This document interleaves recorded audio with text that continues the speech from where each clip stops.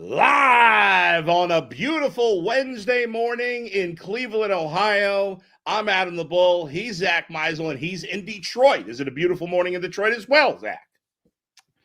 Yeah, I think we'll get there. Yeah. I mean, we're in it's supposed to be in the 80s this week, Yeah. right? I mean, this is Summer heat. it's supposed to feel like, the weather starts getting cooler and playoff baseball's around the corner, but it feels like July. Don't worry about that, though, because soon enough in both Cleveland and Detroit, it'll just the weather, kind of like the Browns, will go off a cliff quickly. It happens. So soon enough. But let's appreciate this great weather while we still have it. It is beautiful. And the Guardians are playing some beautiful baseball, but is it too late? We'll get to all that coming up. Plus, we'll take your comments and questions on the ultimate Cleveland Guardian Show.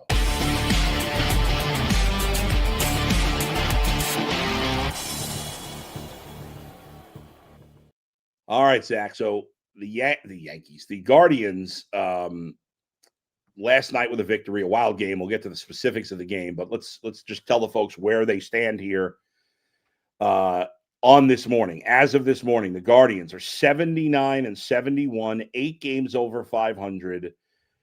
Very likely, if nothing else, to finish over 500 again this season. They are only, and it's a lot for this time of year, but considering where they were, they are only 5.5 games out of first place in the American League Central. Unfortunately, from the wild card perspective, most of the teams that are ahead of the Guardians have played at least decently. None of them, well, Boston's actually playing pretty poorly, but the Guardians start the day 2.5 games back of Boston for the third wild card spot, 3 games back of Houston for the second wild card spot, but they are only 2 games behind both of those teams in the loss column because the Guardians have more games to play. The Guardians have played 150. The Red Sox have played 151, and the Astros have played 152. So Guardians have more chances to make up some of that lost ground. The Rangers, who have lost 3 in a row and 2 straight to the Astros, have now fallen behind the Guardians. The Royals and Rays are finished. It's down to really just the Guardians and the Rangers to compete for those last spots with Boston and Houston. So still a lot to be determined. But, Zach, with 12 games to go in the season, how do you feel about where the Guardians stand right now? Well, I'm grateful that it's refreshing to have this to talk about, is it not? Yes. I mean, there's temptation to be the negative Nancy and say, well, if you would have just added a bat or 2 over the offseason, you wouldn't be in this struggle right now. Or if you we'll get to that at the end of the year. Yeah. If you would have gone 2-8 instead of 0-10, and then, they went 0-10 and 1-9 in 2 separate stretches. So 1-19. And if you would have gone 4-16, you'd be sitting pretty, right? So there's temptation to do that, but I'd rather just focus on what they've accomplished here because it's impressive. And, very impressive. For the pitching staff to be as dominant and consistent as it's been, and that's without Clase, without Ortiz, it's been remarkable. They've got a 6-man rotation, and no one's yelling like, no, you got to kick this guy out and make it a 5. No, they're all pitching. Like even Logan Allen, who's maybe the weak link of the 6, like he's been solid. So, it's fun this time of year. We can go through it, Bull, but like you mentioned the Astros, and like there's a different path to catching the Astros as there is to the path to catching the Red Sox and the path to catching the Tigers. And there's still a path to catching the Mariners because the Mariners play the Astros this weekend and the Tigers play the Red Sox at the end. And if the Rangers can hang around because they get the Twins and the Marlins coming up, well, then the Rangers have to come to Cleveland. So you can take care of them on your own. That's like all these scenarios relate to each other, and It's going to make this fascinating. And, I think the good thing is for the Guardians, this is the toughest series they're going to have left, right? Like they're facing the Tigers' 3 best pitchers. They're in Detroit. And if there's any remote chance of winning the division, obviously, I think, do we agree? You have to win all 6 against the Tigers. 100%. Right. 100%. So obviously you can only take care of the business in front of you, and that's 3 games in Detroit. And so to get that gut punch with 2 outs in the 9th last night and then respond the way they did in the 10th was a microcosm of their season, where you just think they're down on the mat and they're left for dead, and they keep getting up. They've done this all year, and you have to give credit to Stephen Vogt. We can critique certain, Tim Herron's coming in the 8th inning last night. I'm like, okay. And then he looks incredible, right? Like we can critique certain in-game things or whatever, but the way he and the coaching staff and the leaders in the clubhouse have kept that team united all season and kept putting them in a position to rebound and respond, it's been incredible. I did not think we were going to get to this point in the season having these sorts of conversations. No, I 2 weeks ago I thought they were going to finish under 500, and now they might win. They could win. They could win close to 90 games the way they're playing right now. And they may need to. What's funny? I was talking about this yesterday on UCSS. So the Guardians have won 10 of 11. It was 9 of 10 at the time, but they won 10 of 11, and they had 13 games left. And I said, I think they're going to have to win at least 10 to make the playoffs. So I'm thinking they could go like 19-5 to end the season and still not make it. That's because it's. Again, I don't think anybody's. Again, the Red Sox aren't playing great, but nobody's like completely falling apart here ahead of you. And in a weird way, even though they're further out, it feels like to me, and I'm probably crazy here, it feels like the Central is more realistic, even though it's not real, because they control to somewhat or their own destiny there. Like, let me ask you this: to beat them 6 times is going to be, especially got to face Scooble in 2 of these next 5 against them. Yep. But if somehow they win all 6, they, essentially, well, they don't have the tie. Well, they would have the tiebreaker, yes, if they won all 6, wouldn't they? It must be. Well, the key is, you've got Minnesota 4 times this week. To win all those too. Yeah, so you can't slip up there either. It's tough to win, to sweep a doubleheader. Even against that, the Twins stink. Yeah. But yeah, so they would, the Tigers and Guardians are now tied 4-4 this season. Right. If you remember back in May, Guardians came here to Detroit and won 3 straight, and then Scooble destroyed them in the finale. So believe it or not, Zach, before you go here, the Guardians, correct me if I'm wrong, I know this is crazy, but they control their own destiny to win the division. If they win every game the rest of the season, I know it's 12 games. They don't even have to do that. No. Right, they don't have to necessarily to win the division. But if they do win all 12 games, they win the division 100%. Because the best the Tigers could be is they have 11 games left, the Tigers? Yeah, they have 11. So the best the Tigers could be is 6-5. And if the Guardians go 12-0 and the Tigers go 6-5, they finish tied, and the Guardians would have the tiebreaker. Right. So that's why I keep coming back to the final weekend with the Tigers playing the Red Sox, because there's a chance that there are 2 ways for the Guardians to chase down a playoff spot, and those are the 2 teams they'd be chasing. And then you're like, okay, well, which team do you want to take 2 or 3 or to sweep? And it's like, right. I don't know. It's tricky. And that's why, you talk to anybody on this team right now and they're like, look, of course the temptation is there to scoreboard watch and to map out all these scenarios, but it does us no good. Stephen Vogt, I wrote this on The Athletic this morning. Stephen Vogt, they got into Detroit Monday night. He fell asleep in the hotel immediately. Yeah. Had a great night of sleep. He said he got 8.5 hours, but he woke up at 5 a.m. And you're sitting there and you're like, okay, we got 2 weeks left in the season. I know if I'm Stephen Vogt in that scenario, it's 5 a.m. I don't have to be at the ballpark for a while. I'm going on, I'm looking at the standings and the playoff odds, and I'm charting out, okay, who do the Red Sox play here? How many games do they need to win? What's the realistic scenario for the Tigers here? What are the pitching matchups? No, he watched The Longest Yard. The original or the Adam Sandler? 2005 with Adam Sandler and Chris Rock and Burt Reynolds. Okay. And he said, look, what am I going to gain by trying to map all this out and drive myself crazy? And, it's a waste of energy. So, there are some players who are Stephen Kwan got back to his locker last night, and before he could even pick up his phone to see what the Astros were doing, what the Red Sox had done, he had teammates chirping and saying like, "Oh, this team won, this team lost." Yeah, Like yeah. there are guys paying attention, Yeah, sure. but all they can do is just win. That's And it. you look up at the end of the season and hope it works out in your favor because Yes. there's just so you can. It's like what's the scene that became a famous meme from It's Always Sunny in Philadelphia. And Charlie Day's character has like the board on the wall, and there's like this path connecting to Right. this, and Yes. and Yeah, it's yeah. like that's what this is like at this point. Yeah. It's crazy, yeah, because you could not. I mean, like they got to pay attention to the Red Sox, obviously, the Tigers, obviously, the Astros, the Mariners, even the Rangers, even though they're a game behind them, and even the Yankees. Like it's not impossible they could end up as the top wild card if things really went their way. I mean, every team in the playoff mix right now could affect the Guardians outside of the Blue Jays. Like there's nothing with the Blue Jays. But and every other team could, because obviously the AL West is undecided. There's a scenario, again, these things are extremely unlikely. There's a scenario where the Guardians could get a bye in the first round. If they win out, again, it's crazy to think they would win out. But if they did, they win the division and they could be the 2 seed.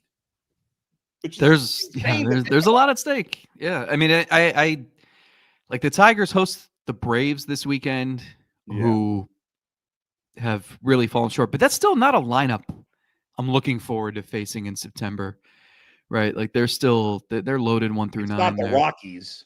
Yeah. Well, yeah, the Mariners get the Rockies next week, but then they end with the Dodgers. I mean, there's a lot of moving parts, and by the way, you gotta keep applying pressure. The Braves have won 4 in a row. Yeah, I mean, their pitching is rough, but like, I don't know, if I'm in a must-win game, I'm not trying to face Acuna and Olsen and all those guys. So yeah. I mean, it's the tough thing is listen to us, right? You're saying if they win out, I know, for 2 weeks, I know it's remote, but we're it's just such a miserable season. It's fun to have these. Of course, and I'm not trying to throw water on that. No, I get it. It's just funny that we're saying like, oh well, they can go 10-3, and we'll see where they are. And it's like, yeah, and Daniel Schneemann hit second last night. And I know. Bo Naylor and Gabe Arias hit 5th and 6th, and it's like the lineup is still the lineup. The 10th inning was incredible, but I think to be able to have the strong finish they need, they're going to have guys just get hot. And I don't know if that's going to be Jose Ramirez or Steven Kwan or someone we don't expect, but it's tough to sustain the style that they've played. Every game is 3-2. It's, you're biting your fingernails, you're pulling out your hair to the bitter end, and then you exhale and your team wins by 1. The other day, Brian Rocchio makes a diving stop, or else they might not beat the White Sox in the finale. No. So it's tough to rely on that formula for another 2 weeks. Yeah, I mean, you think about it. It's not like, they've gotten hot because some of these guys who weren't hitting all year have been great. No, that's not the case. Like, who's sizzling hot on this team, lineup-wise?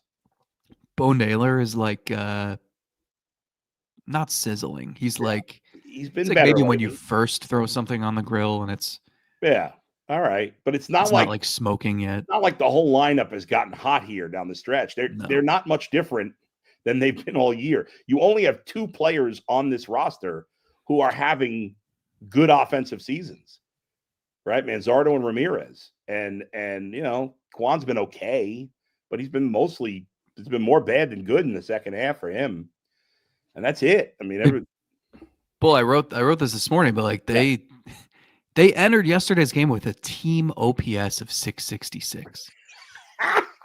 And then in the 10th inning, they must have used devil magic or something. Oh my God. 4 extra base hits in a row. Again, I'm sure people that watch this show, and most people that watch this show are diehards, so they probably know.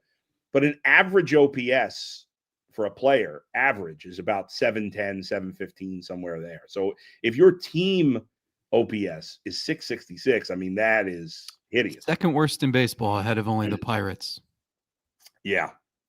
You want to know what the Rocky River Bandits team OPS is? Should I tell you that? I do, yeah.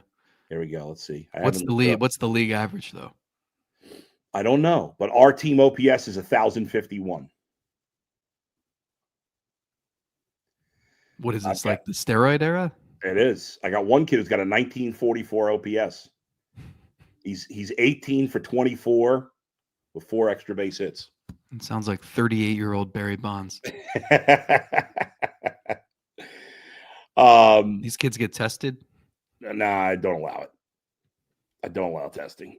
You know, we actually, if we did, I mean, my son's the biggest kid. Well, he and there's one other kid are the 2 biggest kids on the team. So, but no, but the playoffs start this week. But we got a bye, Zach. First round bye. Will that hurt us? Be rusty the week after? I don't know. We've seen that in the Major League playoffs. All right. I want to get to the pitching here because we talked about it briefly, and I want to get to the fan comments. Before we do that, let's get to FanDuel and what's going on there, Zach. Yeah, I mean, obviously baseball's hitting the home stretch here, but NFL season is here, and FanDuel's making sure that you're ready for kickoff with a can't-miss offer. Right now, new customers can bet just $5, and if your bet wins, you'll get $300 in bonus bets to use across the app. Do you like the Browns at home this week against the Packers? Ooh, I don't know about that. But there's a lot of other stuff you can do. Player props, build a same-game parlay, jump in live as the action unfolds. Makes every game more exciting, whether you're watching your team or just keeping an eye on your fantasy lineup. And it's quick, easy, and it's the best way to add a little more energy to your Sundays. So, are you ready to play? Download the FanDuel app now by visiting FanDuel.com/UCSS to get started. That's FanDuel.com/UCSS to place your first $5 bet. Zach, good job out of you. Let's get to the pitching. And let's get to last night's game. Again, we've talked about it a little bit, but when he gives up that home run, Cade Smith to Kerry Carpenter, because in my mind, and I'm sure you did this too, and maybe I shouldn't at a 1-run game, but I had already checked it off as a win. In my mind, it had been checked off as a win, and then Carpenter's home run. I'm like, oh no. Yeah, I was I was struggling all night because it was kind of a nondescript game. Like, Yeah, nothing was really standing out, and then it got to like the 6th or 7th inning, and I'm like, nothing's moving me. I don't know what to write about this. And then the 8th inning, I just like hit my groove. Thought of a good angle. Yeah. And so, we in our company uses Slack, and like usually if you're writing off of a game at night, you send to our desk like what your plan is. Yeah. So I have this typed out, but I don't want to send it until the game's official. So it is sitting there on Slack. I have this paragraph typed out. Here's exactly what I'm doing. The story's written. I'll have it in this time. And then he gives that up, and I just Control A, delete. Like it's, I actually don't even think that was a bad pitch by Cade Smith. I went back and rewatched it. It was like 97 miles an hour outer part of the plate. Kerry Carpenter's just good. He's good. He's very good. He was great in the playoffs last year, no doubt about it. But good job. And they, obviously the good thing they scored all those runs because the Tigers, scored in obviously the bottom of the 10th. But let's talk about the pitching specifically. Joey Cantillo, another good start for him last night. This guy's been unbelievable. 3 September starts, 0.95 ERA. Yeah, it's great. If you go back, I know he was down for a couple of weeks. If you go back to his last 5 starts, he's given up 4 earned runs in 29 2/3, which is just and you know what's interesting is like it just seems like he's really developing as a pitcher. It was he's not relying on striking guys out as much as he was, I feel like, and he's pitching to contact a little more. It feels like he's really matured in a quick time. Like you like the progress he's made. It's very impressive. Yeah, you can see like what they envisioned for him. They told him, they kept stressing to him, just attack the strike zone, just throw strikes. And if you look under the hood, the metrics will tell you, he doesn't throw particularly hard. He's like 92, maybe 93. Right. But he's got such great extension that like he's releasing the ball closer to the plate. So 92 seems like 97. And the changeup has always been his best pitch. So, to simplify this, if you're a hitter, he does such a good job at, he's throwing you a changeup, but it looks like the fastball, and you don't have enough time to react to a slower pitch that's got more movement. So you swing on top of it. And he gets so many swings and misses on this changeup, like the numbers insane. And so the problem is people don't chase his pitches outside of the strike zone. Like he's got one of the worst chase rates in baseball. So what that told the Guardians was nobody is offering at the change. Like if you throw the changeup below the strike zone, no one's swinging at that because the trick is they think your changeup's your fastball. So if the fastball, if they think the pitch coming to them is a fastball, but it's below the strike zone, well, why would they swing it? Like that's not going to be a strike. So the key is if you can throw your pitches in the zone, it's not about getting them to lunge at something that's low and away. It's about getting them to mistake the identity of the pitch. You know, you could throw it down the middle, but if they're swinging at what they think is a fastball and it's actually a changeup, they're going to miss it. So that's why they told him just throw strikes, attack the strike zone. Your stuff's good enough. And he's come back and he's done that. You know, the walks are down. The pitch count's been better. That's how he went 8 innings against Kansas City last week. Right. 8 shutout innings.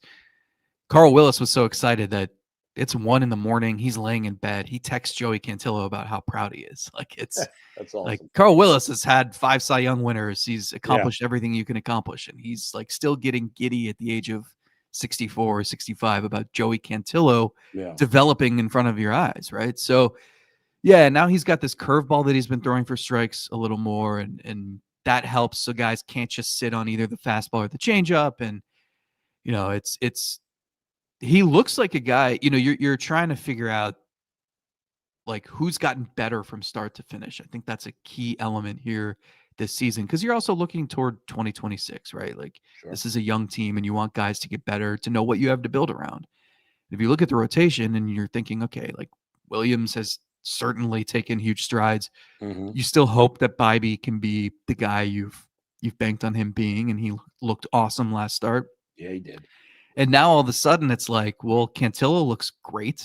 Messick looks great. Ciccone has looked great lately. So you can start to understand like what they're building here and what they could have moving forward. Yeah, and I think a big part of the conversation in the offseason is the Guardians don't really need to invest any new money in pitching this year, especially if Ortiz and Clase are able to come back. You know, we'll see what happens. You made a face there. You don't think that's possible? Do you think they're coming back? No, but I'm leaving open the possibility. But I think even without them, I don't think you need to invest anything in pitching right now. Would you pick up John Means' $6 million option? I would not. No, no. I want. Well, if my owner is willing to have a more reasonable payroll, then sure, I would. But he's not. If he's not, I have to spend every dollar getting better in the lineup. I can't spend any money on pitching. So anyway, but that's a story for the offseason. I need a reliever in there somewhere, but I hear you, Zach. But they have to. It has to be all about hitting. No, I hear.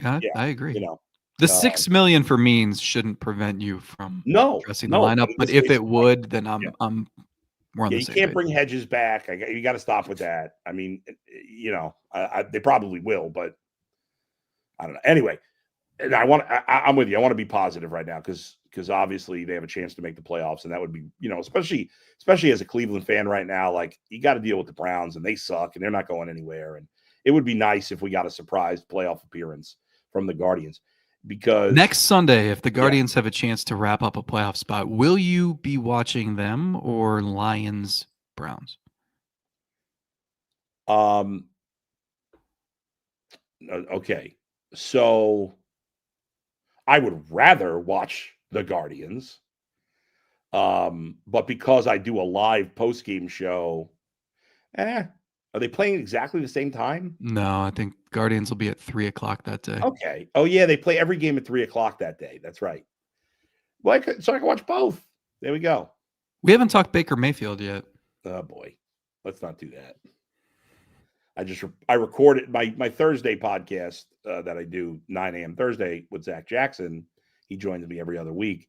I'm leaving town, so we recorded it about an hour ago, and We got into Baker a little bit, so people will be able to hear that then. But I don't think there's too much salt in the wounds right now. If he wins a Super Bowl, forget about it. I don't even know what's going to happen. But let's get to some fan comments here on the Guardians because I think people are excited. I think. Guzik Music says the Guardians at 500 were still 2 or 2.5 games back in the wild card, and now we're about 10 games above 500 and in the same boat. It is funny. Like it feels like they haven't gained any ground. They have on the Tigers. Right. They haven't gained ground, but like one of these teams is going to collapse. Can't you feel it? Like you can't stay hot forever. Yes. I mean, it might be the Guardians. I don't know, but someone's going to. I'm feeling optimistic about the team, and I haven't been for much of this season. I've been very negative. Abel, Bull is not above temptation to being the negative Nancy. See, I just was a few minutes ago about the payroll. DJ Remayhew. I like that. Tigers and Red Sox will play each other. Mariners and Astros have a series together as well.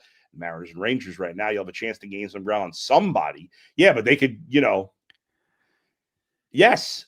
Yeah, so I guess for rooting purposes, Cleveland fans should want the Mariners. You should want the Rangers to beat the Astros today. Correct. You should want the Mariners to beat the Astros this weekend, or just have one of those teams sweep. Right. Do they have it? What's the tiebreaker situation with those two teams? Do you know offhand? I have it. I believe it's undecided. While you look that up, I'll see. Abel says, I'm a really big A's fan. Here's to hoping they go on a historic winning streak against the Red Sox and Tigers. It is undecided, by the way. So, why are they? Because I think their season series is 5-5, and then they'll play this weekend. No. What's the Guardians? The Guardians. The Guardians do not have it against the Mariners. They do have it against the Astros. So you'd rather the Mariners win the division? Yeah, I also think just in terms of the status of the teams, like the Astros are a mess. They've got so many injuries, and the Mariners they're loaded. Yeah, I'm rooting for them. I think the way to go is rooting for the Mariners to win that. It sucks that you need the Rangers to pull out this last one. I'd like to see the Rangers pull out this game, and then the Mariners kind of. But and who the Red Sox playing? What's their schedule? Red Sox have the A's, and then they're at Tampa, at Toronto. Oh, and then they host the Tigers. So we need the Blue Jays not to have clinched before then. Hopefully. Right, but the Blue Jays will still want want that number 1 seed. That's true, man. They got a challenging schedule, the Red Sox, after the A's, but they lost to the A's yesterday. Tampa's always feisty. That last week is really tough. I mean, but the Guardians have a tough schedule. I mean, they're playing the Tigers, they're playing the Rangers. The Twins is the only easy. The Yankees have a very easy schedule, but the Yankees were a long shot to be important to the Guardians. But I think they have the easiest schedule. I don't think they play any good teams the rest of the way. I mean, is the key you got to win these 2 against Detroit and then win 3 or 4 this weekend? Yeah, I mean, is that enough? No, I think you mean against Minnesota. I think you got to win all 4. So you think they have to go undefeated this week? That's a lot to ask. It's a lot to. I mean, yes, they got to go. They have 4 games in Minnesota in 3 days, and it's going to be like Messick, Allen, Ciccone, Cantillo. Yeah, it is interesting. That's tough. I like that they moved Bybee and Williams up. That was the right call. And now and they'll both pitch against the Tigers next week as well. Yeah, I mean, okay. If they win 3 out of 4, you can't split. You can't split with the Twins. But they've got to if they go 10, they have 12 games left, right? 12? Yeah. Mm-hmm. If they go, so yesterday I said they got to go 10-3. So if they go 9-3 the rest of the season, will they make the playoffs? But see, it depends on who the 9 and who the 3, right? Like I guess if we're saying forget about the division for a minute, then 9-3 probably puts them in a tie, and it depends if they have a tie, right? Like what if the 3 is Texas at the end, and then Texas leapfrogs Cleveland? Like it's. I keep coming back to that Boston Detroit series at the end. Yeah, I mean, it's crazy. And you could be sitting there, and it's like we could win the division if this happens. We could get a wild card if this happens, or we could get maybe neither. Yeah, I mean, I need one of those teams to sweep. Obviously, you'd rather win the division, but if you're closer to the Red Sox than the Tigers, you want to get the safe bet in that situation. It's going to be fascinating. I mean, by the time we get back together here next week, I mean, we'll have Maybe we'll do 2 shows next week. I'll talk to the powers that be. And you and I will discuss as well. But because we'll see how it goes the next few days. But if they're looking like legitimately in the mix going into the last week, we may have to do 2 shows next week. Let's see. Forrest Reed says CJ Kafis is hot right now. Yeah, he's hit pretty well. Manzardo had a great game last night too. Yeah. I mean, they that's the key is, it seems like Arias homered last night, Bo Naylor homered previous game. Like, Yep. As long as you're getting contributions up and down the lineup, like you can live with Nolan Jones playing every day. I can't live with it, especially because I thought he was going to be so good this year, and I couldn't have been more wrong. So it's depressing to see him out there. I really like what I've seen from Kafis in the limited time we've seen him. I actually picked him up in my fantasy league for the final 2 weeks. I'm tied for first with 12 days to go in the season. It's going to be a battle down the wire. Texas has DeGrom going today, so that could help. Ramzig says, great work, Bull and Zach. Who do you think is more likely to falter, Texas or Houston? Well, you need them both to falter. Well, I mean, you don't really need Texas to falter at this point, I guess, but you have to be ahead of both of those teams, or one of those teams and one other team to make the playoffs. It's very weird. Like, Texas lost all of their stars to injuries and didn't matter. Like, they kept playing really well until this series. And then Houston, like, they lost Alvarez. They're down like a crazy number of pitchers. The Astros end on the road against the A's and the Angels. So, like, that's a relatively easy week. Right. I think that's why, like, you need them to falter today and then against Seattle this weekend. Yeah. And I think it could help if the Rangers, you want the Rangers to win today, but then you want them to lose, because if they have nothing to play for, like Marcus Semien could be back that last week. Seager, that's a good point. And if they're out of it, you probably don't bring those guys back. Yeah.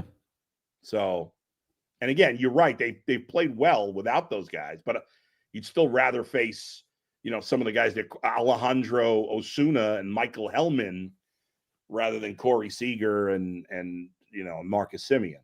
So, but man, I mean, this is a little bit like the 2013 when they won all those games at the end. It is. It reminds me of 2019 as well. Remember that year they won 93 games but fell short of the wild card, and they went into the final week.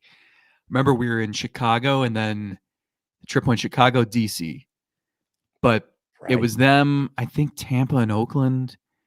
And like the scenarios were insane because everyone kept winning, and it looked like, well, what if there's a 3-team tie for a wild card spot? And then back then they used to play tiebreaker games. Right. So it was like, okay, well, are they going to have to go from Chicago to DC to Tampa to Oakland to wherever they play the wild card game, then to wherever they play the division series? And it's, you drive yourself insane thinking of all the scenarios. Yeah, well, they're not going to get to 93 wins this year, but they don't need to. I think 88, 89 could be enough, but that's a lot of games to win here down the stretch. We'll see. All right, thanks everybody for joining. I didn't think they'd get to 88 or 89 when they were 40 and 48. Never would have thought that. Not in a million years. Even as recently as 2 weeks ago, I thought they'd probably finish under 500, and they've done a great job. Stephen Vogt has driven me crazy at times this year with his Manzardo and sometimes Kafis usage down the stretch, but man, just wait until Manzardo's not in the lineup against Skubal tomorrow. Oh boy, you'll have a conniption. Don't get me started. And Kafis, they'll sit them both probably. Nah, I want to think about it. They've come around to it. All right, I'm going to stay positive. All right, thanks everybody for joining us. We'll let you know the plan is to be on next Wednesday, but depending on how things go over the next few days, we may do multiple shows next week. We will be in touch with you and update you on Twitter and social media. Thanks again, everybody, for joining us. We'll talk to you next time, where else but right here on the Ultimate Cleveland Guardian Show.